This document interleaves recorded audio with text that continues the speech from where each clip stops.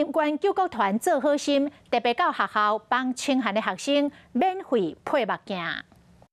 验光师向学生解说保养目镜知识，配一副目镜对省食家庭来讲是真大负担。有些学生常常因为无配目镜，无法度好好读册。云林县救国团今日来到基5国中，要来教弱势囡仔免费配目镜。就是我平常有近视啊。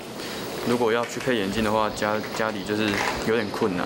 学校讲有真侪学生因为家境歹，无配目镜，甚至一片镜片都用几啊年。上课时常常看袂到黑帮，影响到因的成绩。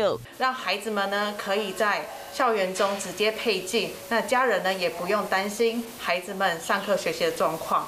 云林县救国团讲，即摆配目镜活动除了伫咧基5国中举办，嘛伫咧高坑国小办理，希望学生会当珍惜即摆配目镜，爱用功读书。